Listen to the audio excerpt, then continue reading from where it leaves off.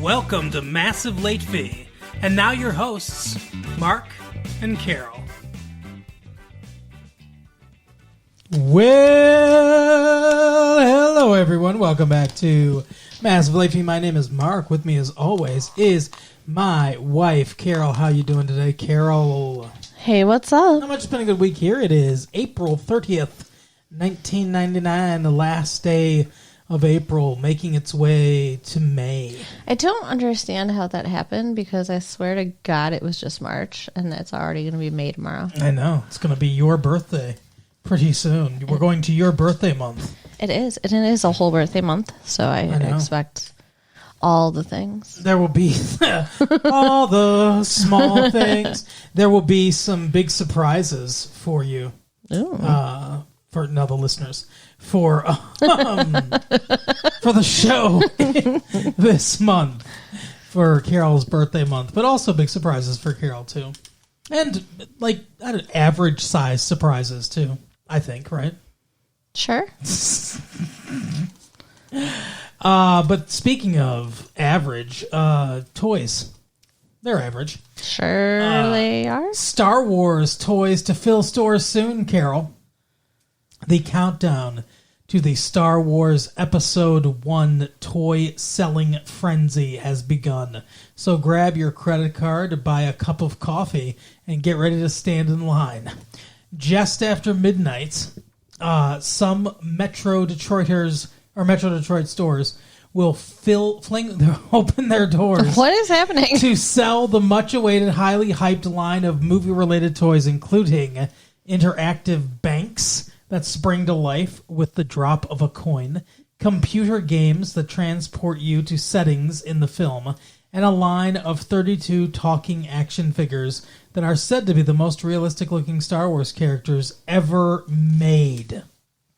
But seriously, people are going to go out just after midnight to buy those? Like, it's really that. It's just Star Wars. Oh my, it's just Star Wars. Are you crazy? I mean, it's cool and all, but... Do you understand how you're not as big of a dork as I think you are? Do you understand how huge of a deal this is?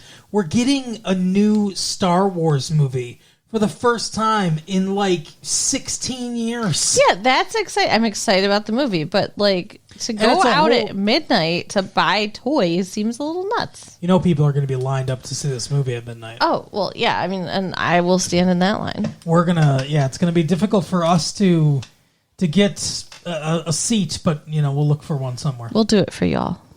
We'll make it happen. Star Wars Episode 1, The Phantom Menace. Area stores including FAO Schwartz, Media Play, Toys R Us, some KB Toy Works, and all Kmart stores say they will open at 12:01 Monday because they can't wait to cash in on the mega money they expect to make off toy sales. That just seems greedy. It does. But do you want to get your hands on some of these toys? Or a Star Wars shirt? Or a beach towel? Not really. Or a can of Pepsi? Do you? I don't know. Is this a thing that we need to invest time and money into? I'm not a toy person. I don't collect toys. I had toys when I was a child, but I don't. I'm not a toy collector. Right, and neither am I. I mean, my mother is. But yes, I know. And she's also very into Star Wars. And that's I'm wondering, is she going to be storming the castle, as they say? No. There's no way she'll be in line at midnight. No? Mm-mm. Well, I don't know. I think prepare yourself for just a glut of coverage all the time about Star Wars till it comes out. Okay. I'm prepared. Okay, you're prepared. Good. What about Monica Lewinsky? What about her? I'm tired of her. Jesus Christ. The Monica Lewinsky book tour, part 2, continues from Fort Lauderdale, Florida, where about 2,000 people showed up on Friday at libraries, find books and music to gawk or get a signed copy of Monica's story. I don't blame her. She's so young, says Lisa Class, who spent $24.95 on the book. It's such a stigma that she has to live with. One admirer asked what she was doing after the signing. I'm taking a hot bath and going to bed, Lewinsky said. with someone's husband. So yeah, I mean, I think it's kind of insane that she's like capitalizing on the fact that she had an affair with the president. Like, she should be a little bit more, I don't know, so? ashamed of herself. You think so? You don't think she's entitled to tell her story? She can tell her story, but I wouldn't be so excited to tell the story if I were her. I guess. It seems kind of gross to make money on that. Hey, I never noticed this before. I've given blowjobs. I don't get $25 a book. Oh, how many? What? $25 a book? I'm saying. Like, I guess you blew the wrong people, huh? I guess. I never noticed this before, though. You can write a book about giving me a blowjob. The only man you ever have, I assume. I love you, but I don't think people will pay for that book. And then he crossed his eyes. And I've never noticed this before, but it gives the birthdays of celebrities today. So I want you to guess the ages of these celebrities. Okay. Al Pacino's birthday today. How old is he? 50. 59. Oh, wow. Fairly close. Talia Shire. I don't know who that is. Okay, she's 53. Jeffrey DeMunn. I don't know who He's that is 52. Hank Azaria. 40. 35. Pretty close. And you don't know either one of these last two people. They're singers. Sorry, babe. Oh, that's okay, babe. What about Wild Chick checks into rehab clinic? Wild Child Baiju Phillips says she checked into rehab to avoid her famous father's wrath over abuse of his credit cards. I was never a drug addict, the 19-year-old model and singer told Details magazine. When I got into so much trouble with the money, I knew my only option was the drug option. Father John Phillips's reaction? It's funny she would say that because the rehab was like $40,000. So It's hilarious. those are my cousins. Mm-hmm. Sorry, everyone, for inflicting them on the world. As you should be. She went to a rehab clinic in Arizona, so I don't know exactly where. Do you have anything to say about anything today? I don't know what to say about that. I mean, like, it's dumb. Like, she's in a rehab clinic. She's lying. She's saying she doesn't even need. Because she spent too much of her dad's money. Whatever. John Phillips, lead singer of the Mamas and the Papas. Famous drug addict, John Phillips. Yeah, let's skip that one. I don't think the mood you're in, I don't think you're going to care about that. Let's see. What about Pentium 3? What about it? Do you want to give thanks to Pentium 3? No. Oh, okay. Well, then we'll skip this one too then. The chip's arrival has pushed prices way down. Here's what you need to know to be a smart shopper, everyone. The Pentium 3 is like manna from heaven for computer buyers. Okay. It's a gift not necessarily because you want to splurge for PCs that have this new chip inside, but because having a new model on the market means that the Pentium 2 machine prices have plummeted. Before you decide which machine you want to buy, you have some decisions to make. So they recommend the Gateway, which is the basic model, the Aptiva, or if you want to go wow, get the Dell Dimension XPS, everyone. And then, and then there's Mac too, but I'm not into Mac, so. I'm going to get right on all of it. Are you? I am. Okay. Well, I think you ought to. I think you ought to. No, we're going to skip that. Oh, here's one. I want you to guess. I want you to guess the number. I've got the top 10 singles. Okay. The top 10 albums. Okay. And the top 10 alternative albums. I want you to see if you can guess any of them. Oh, okay. No pressure. Yeah, guess a song. 1999 by Prince. Ooh. Good guess, but no. Every time you get one wrong, I'll tell you one of them. Okay. TLC's No Scrubs Okay. is number one on the singles. Would you believe in love to love? What the fuck was that? I can feel everything inside myself. Really don't think I'm strong enough. Cher, do you believe? Yeah, believe. Sure. You know that song. Yeah. She sounds like a robot. She really doesn't, but Do okay. you believe do. in life after love? But, I can see. what? What about Slim Shady? The Slim Shady LP. What about Kid Rock, Devil Without a Cause? What about the various Matrix soundtrack? What about The Offspring, Americana? That's a good one. What about Sponge? That's a local band. What about Korn, Follow the Leader? Yeah, I've never What about heard Creed, Sponge. My Own Prison? I hate that. What about Fatboy Slim? You hate Creed? Yes, I do. They're way, way, way overplayed. I'm sick of hearing them. Here, what about Ben Folds? I like Ben Folds. He's got a new album. Was it on the list? No, it's brand new. Or it's going to be new. Wow. Okay. You really just you left me hanging there, Carol. Does it have that Brick song on it? No. Aw. No. I don't think they've re-released that on the new album. Ben Folds 5, the unauthorized biography of Reinhold Messner. That's the new album. You know within seconds that it's going to be different, trickling in like melting snow in January. The opening piano chords are hushed and lethargic, a far cry from the exuberant eruptions that kicked off the first two albums by Ben Folds 5. If you've glanced at the track listings, you already have guessed something strange was up, or down, to be exact. Okay. The album's lead-off track is titled Narcolepsy, its closing track Lullaby, and there's plenty of sleepiness in between. Oh, Brick isn't here. No, I'm just joking.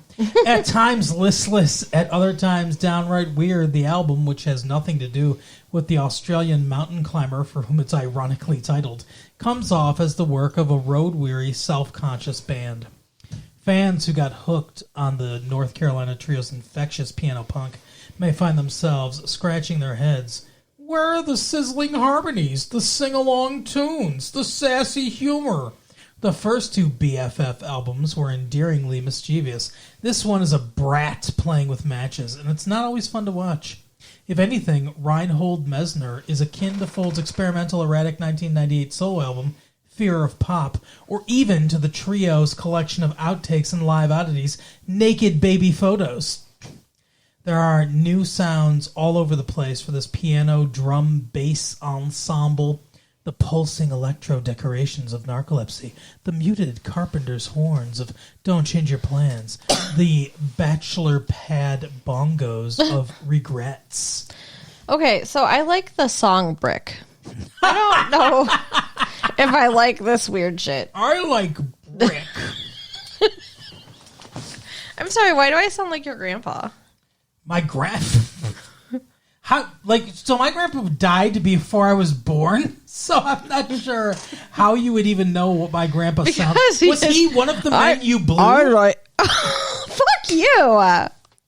Was I blowing people before you were born? I'm not the fucking lich you are. No,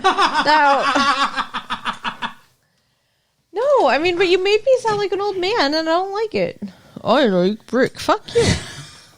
I'm sorry, I was only supposed to make you sound like a simpleton. Dentures in. With them out, it's easier to blow people more comfortably. I'm sure it is. Anyway, speaking of blowjobs, I assume that the star of this movie gave a blowjob to her teacher, probably, at some point. I feel like there was more than blowjobs happening. Oh, of course, but I think that's probably part of it, right? Yeah, probably. It was something he taught her, get it, because he was a teacher? Yeah, that's why the teacher was in quotes on that fucking card. So we watched the movie Election. Erection. We watched Erection. Oh, wait, Election, you're correct. And it has the blonde girl from Cruel Intentions. Reese Witherspoon. Yeah, Reese Witherspoon. And she's also from Fear. Yes. And she's awesome. Yeah. I hate her hair in this movie, but she's awesome. Yeah, she's got a short little, like, kind of Cupid girl haircut. Yeah. She looks like a doll. Yeah, she looks like she's like 10. And so it makes it even worse that she's sleeping with her teacher. And we've got Matthew Broderick, who she's not sleeping with. No, I don't like him. No, he's Sarah Jessica Parker's husband. Huh? That's what I know him best from. And Ferris Bueller's Day Off. Yeah, I know you love that movie. Yeah, it's a good movie. It's a fine movie. And from killing that person and that mother and daughter in a car accident in Aw. England. That's When he sad. was driving with Jennifer Grey. That's really sad. Yeah, it happened. He got no jail time for it. So. Well, because he's a celebrity, so of course. Yeah, well, maybe they were driving on the wrong side of the road. I don't know. There's like, I don't know. There's stuff in there anyway. So he's not the one she's sleeping with. Who No, is he sleeping with? she's sleeping with Dave. Dave. Dave's the name. Doesn't the actor also have a name? Do you remember? I his assume the actor has a name. I don't know it, Okay. but I assume he has a name. name? You just usually know everybody. He so. looks like, you know what he looks like? He looks like a college professor. Sure. He looks like the kind of college professor that you hate. Or no, more like a dean of students or something like that. Or like, you know, I don't know, a chair of a science department or something. He would have done better in a college because then he wouldn't get in as much trouble sleeping with his students. I guess that's true. But as it's pointed out, he's one of those teachers that loves teaching because he never grew up. Yeah. He plays guitar in a band, but he doesn't really play in a band. He just kind of jams. And he's got a wife that's, I guess, supposed to be hot. Matthew guess. Broderick thinks she's hot. She's got some horse teeth on her, I'll tell you that much. Yeah, I think his wife is prettier.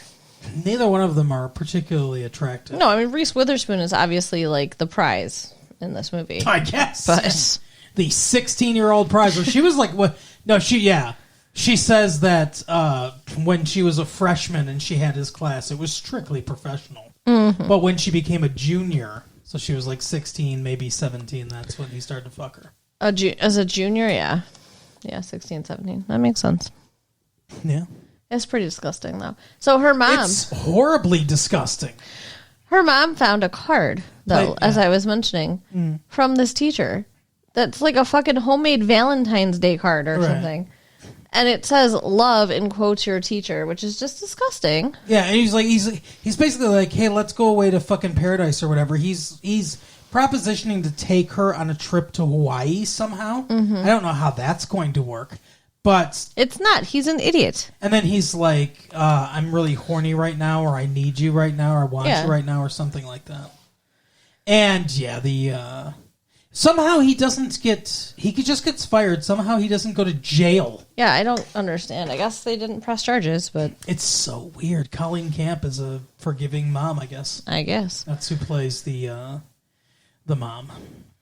But this girl is supposed to be, I mean, she is like, class president material. That's like her goal in life is to become class president. She's deeply unpopular. Yeah. She's super smart. She's got all the grades. She dresses all preppy. She is not the kind of person you would guess is sleeping with the teacher. No, not really. And he plays upon her loneliness too. Yeah. Like he says, we see a scene because they're working on the yearbook together or whatever. We see a scene where he's like, I'm just, people like you that are bound for greatness and stuff. It's a very lonely path you have to walk, and people don't understand you. And I just see you so isolated and stuff like that. And my penis likes you. It's fucked up. Yeah. Most of the movie, this is kind of the backstory of the movie. Most of the movie is just about the election, this senior class election that she's running for, and then later, what the fuck is this guy's name? Chris something. Yeah, I don't know. I don't know. He's brand new. We've never fucking seen him before. Okay. Apparently, he was discovered at high school or whatever, and wow, good for him. Put into this movie. But he ends up running, and so does his lesbian sister end up running. This is clearly to me. Mm-hmm. So, I mean, what did you think of the movie? I'd like to know. I mean, I liked it. It's weird. Mm-hmm. But it was an enjoyable movie. It's definitely surrealistic. Yeah. The director is Alexander Payne is his name. And he hasn't done much, but there's a lot of real deliberate choices here, which I think work very well. He also co-wrote the script to this as well.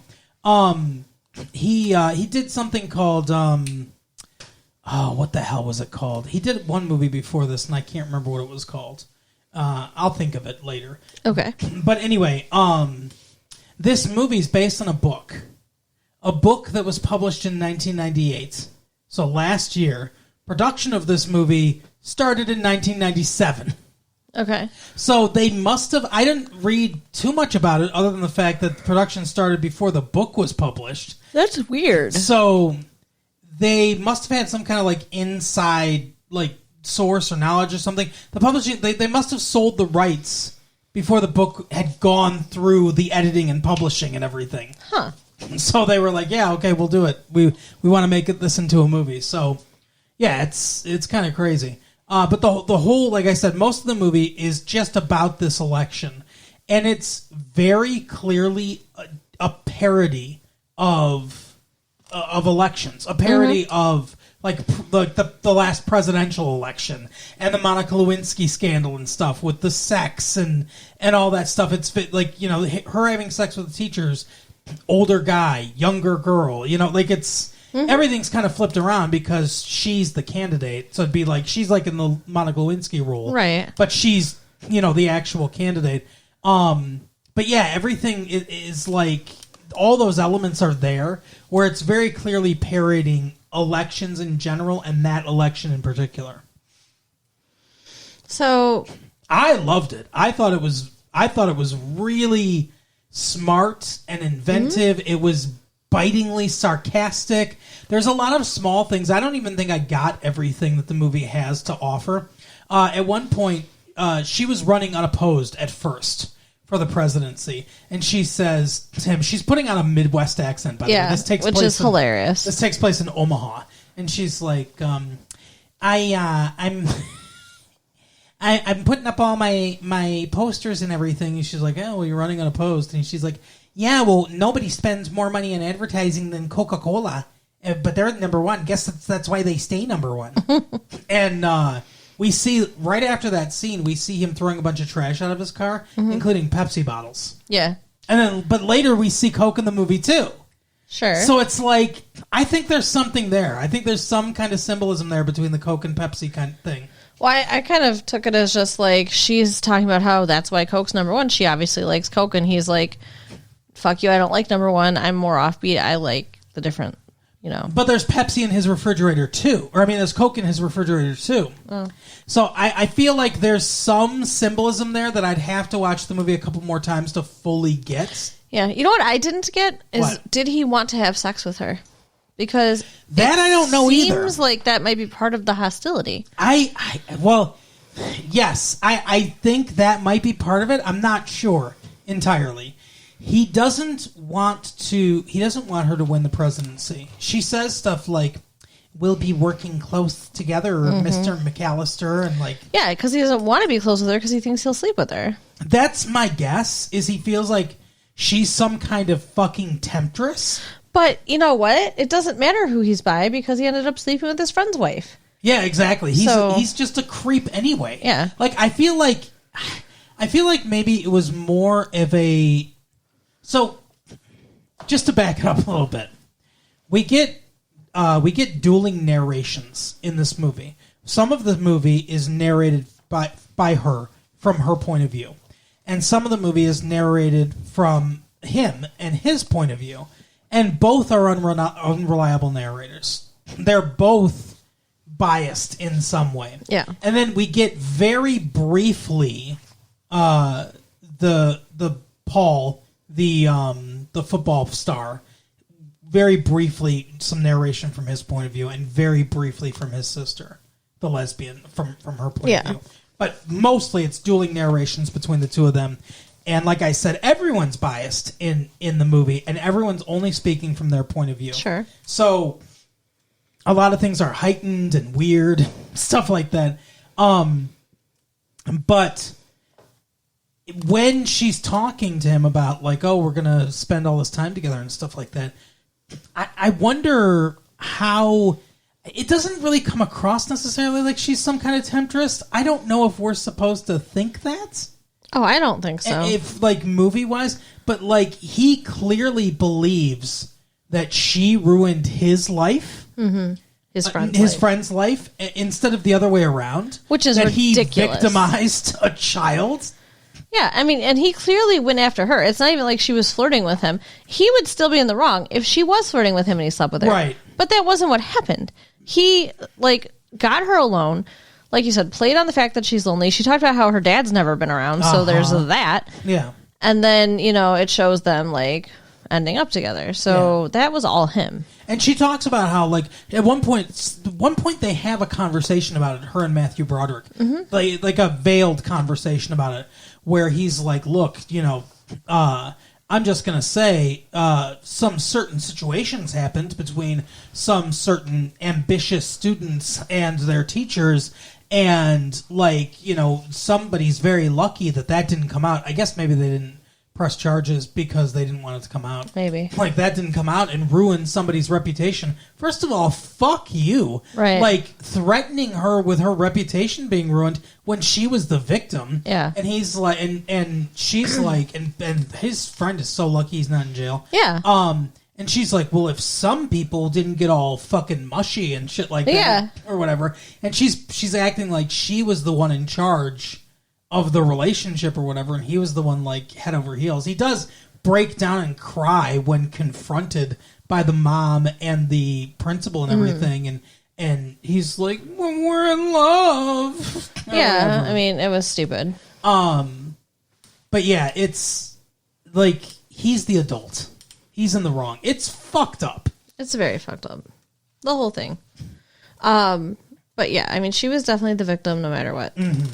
But I do get the sense that he wants to sleep with her, or I think he says, this is where I was going with the unreliable narration. Okay. He says at the beginning, I love teaching high school, and I love it so much, and my teacher, my students all know that I love it. It's more than a job for me. We get narration from her point of view that says, like, man, he's got to be bored teaching the same information over and over and over again every single year, and watching all his students go on to live, like, exciting lives and stuff like that, and he doesn't. And I think maybe she has more of the right of it than he does, because I don't know that he necessarily wants to sleep with her. I think he just wants out of this life. Like, he seems bored and miserable with his wife. Yeah. They're trying to have a baby, and she's like, fill me up, fill me up. That's so fucked up. Yeah. But she, like, so they're trying to have a baby, and they've been trying for a long time, and it's not happening. And he ends up helping around the house of their friend. Because they do have a child, and the guy left, so now she's a single mom. And they end up fucking. And Picking up all the chores. Yeah. And, like, I feel like he just doesn't want to be with her. He's like, at one point they're having sex. He's having sex with his wife from behind. And superimposed on the back of her head is the neighbor lady. His friend's wife. And then Tracy Flick, which is Reese Witherspoon's character's name. And she's like, fuck me, Mr. McAllister, or whatever. And it's really fucked up. Yeah. So, like, this guy's not okay. I'm glad to hear you say that. I'm glad Are that you you? didn't watch this and think, yeah, he's got the right idea. Why would I think that?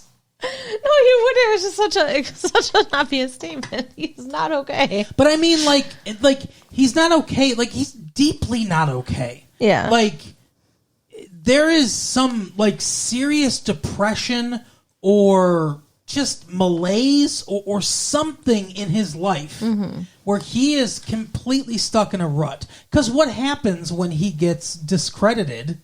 He moves to New York. So what happens in the movie? Obviously, if you're listening to this, you've seen the movie. They have the election. It's an extraordinarily close race. And she wins by 1 vote. Because her opponent, by the way, voted for her instead of himself. Otherwise, it would have been tied. He would have been. He would have won. Because 1 vote would have got it taken away from her and added to him. Okay. His vote was the deciding vote. Okay. If he didn't vote, it would have been a tie, right? Okay, yeah, I got you. So his vote decided it. Yeah.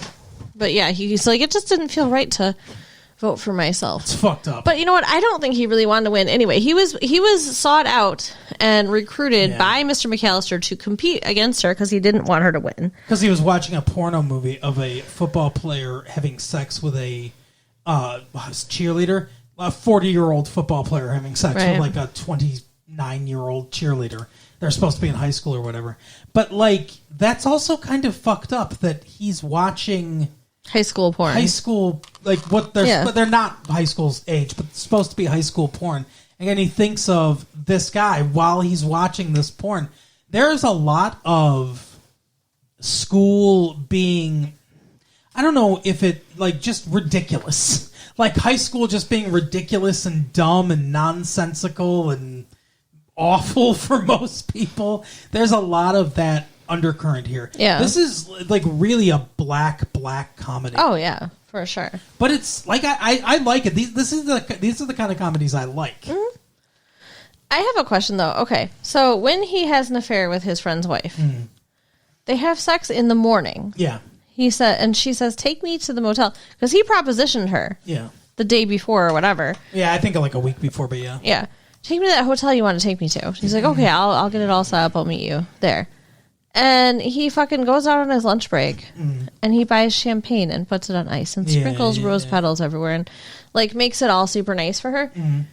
Do you do that if you're just in it for sex? No, I think he really liked her. Yeah. But again, I don't think he says after he gets caught and everything. Well, he doesn't get caught, but she tells.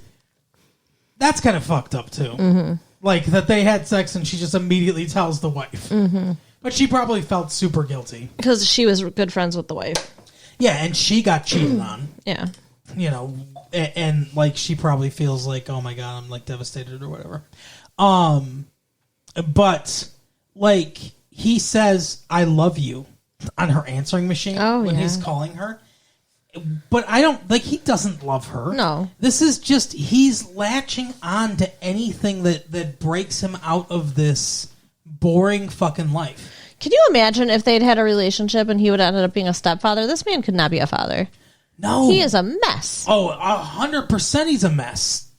And he feels like, like I said, he moves to New York City and we get 70s stock footage of New York City, which is hilarious. And all of his life is so shitty in New York City. He pays $1,500 a month for a closet that he lives in. He works as a docent at the Natural History Museum, which is like he can't be making much money. Yeah, I mean, isn't that kind of like a college student job, not like a professional person job? It's not. It's not like a big, like, you don't make it's an entry level job. Yeah, pretty much. But yeah, so he can't be making much money, but he's talking as if this is the most exciting and like his life's so great. Wasn't he talking like that at the beginning of the movie about high school? I guess, yeah. So you think he's still fucking miserable? This is the kind of character, I don't know if they're going to make a sequel to this. I would be interested in watching a sequel to this, but this is the kind of character that I think snaps and like starts shooting people. Yeah, exactly. So yeah, I don't think he's really happy now. No, I think it's I think he is a deeply flawed and fucked up character. Yes. And she kind of is too. She definitely is. She ends up going to Georgetown University. I guess she wants to get into politics in general, and she is seen with a representative from the House of Representatives from her state, and we don't know what's going on. She gets in a limo with him. We don't know what's going on with that. So, yeah, I worry about her getting into politics because she seems way too easily manipulated. Yeah, I think that's part of it. She's supposed to be like just blindingly ambitious too, though, but she's too naive. Yeah. And yeah, I don't know. Like, she does seem to be like a power hungry kind of person. But I don't know. There might be like a foundation of wanting to help people too. Yeah, I don't know. I haven't heard her say anything about wanting to help anybody. Well, in her speech, she talks about like I've talked to so many of you, you know, whatever, and then she starts outing people that told her the problems. Yeah, that's bullshit. But yeah, I don't know. there's a weird subplot with the lesbian sister. Yeah. And her girlfriend who ends up breaking up with her and then having sex with her brother and dating her brother. Yeah. And it's like seems like she just wanted the brother the whole time. Maybe. I mean, I don't think that they were really maybe even together. All we see is them laying in bed looking at each other, not actually doing anything. She's stroking. They the kissed. friend is stroking her hair. Okay, Yeah. They kissed. But I mean, like, it's not like a hot and heavy thing. These are teenage girls. So it could have been a fairly innocent, like, hey, let's just see how this feels, not like a, hey, you're my girlfriend. Yeah, well, the one seemed to think that was the case. Yeah, I don't know. But yeah, she then goes and gets with her brother. I think she did it just to hurt her. Maybe she was bi. And I she don't liked know. them Maybe. both. I don't know. She seemed weird. It was a very weird thing. She does leave him at one point, like at the end of the movie Mm-hmm. too. There's also this weird thing at the end of the movie too, where like 3 different characters are like, well, at least no one died, and then like he's like, who knows what would have happened if I'd won the election, maybe I would have died. And it's like, is there an alternate universe in your head where one of these kids died? Like, it's weird. It's a weird thing. Yeah, That's another thing where it's like, I don't know exactly what they're going for with that. It's interesting, but I don't know exactly what they're going for, but I feel like that's a deliberate choice and there's something there. Well, people sometimes will tell themselves stuff like that to make it better when things don't work out the way they want. So I guess. It didn't seem like that, though. It seemed like something else. I don't know. I don't know. But yeah, in general, like I said, I really liked this movie a lot. I thought it was just really good. It was a very good, very dark, very entertaining. Definitely recommend. Yeah, I would 100% recommend. There's a lot of interesting cinematography stuff here too. Just really a really good script too. Mm-hmm. But yeah, that is the episode. Carol, why don't you tell people where they can vote for class president? Okay, so you can check out our website at www.retrolatefee.com. Mm-hmm. Check out or write us at latefee1994@AOL.com. Check out our writers. Check out our Patreon at patreon.com/retrolatefee. Yes. And share the tapes with your friends. Oh, we'll see you next time. Bye. Bye.